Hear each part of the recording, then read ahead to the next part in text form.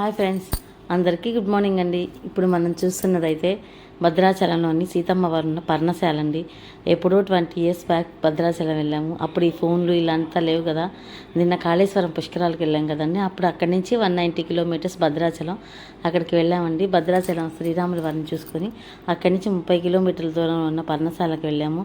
అసలు ఇక్కడ ప్లేస్, ఇక్కడికి వచ్చాము. ఇక్కడ రాముల వారు, ఆ పావనమూర్తి అయిన శ్రీరామచంద్రులు సీతమ్మతో కూడి ఇక్కడ ఉన్నారు అని మనసు తలుచుకుంటేనే మనసు శరీరం రెండు పులకరించిపోతున్నాయండి. అందుకు సాక్ష్యంగా ఇక్కడైతే చాలా గుర్తులు ఉన్నాయి. శ్రీరాముని వారి పాదాలు, సీతమ్మ వారి పాదాలు, శ్రీరాముడు ఇక్కడే అమ్మవారిని అపహరించిన గుర్తులు, బంగారు లేడి పాదాలు, ఇక్కడ సీతమ్మ వారు పెంచిన తులసి వనము. ఇక్కడి నుంచి కొంచెం దూరం వెళ్తే సీతమ్మ వారు నారచీరలు ఆరేసుకుందండి. స్పష్టంగా కనిపిస్తుంది, మనకి ఫోటోలు అంత క్లియర్గా లేదు. అలాగే శ్రీరామచంద్రుడు, సీతమ్మ వారు వామనగుంట నాడిన గుర్తులు. ఇక్కడైతే శ్రీరామచంద్రుని పాదాలు ఉంటాయండి. ఎప్పుడు పైనుంచి వాటర్ ఫాల్స్ వస్తూనే ఉంటుంది. అక్కడికి అందరూ వెళ్ళి దండం పెట్టుకుంటారండి. ఈ పసుపు కుమారాళ్ళు చూడండి, అమ్మవారు అప్పుడు ఇవే ధరించారండి. మేమైతే ఇవి కొన్ని తెచ్చుకున్నాం.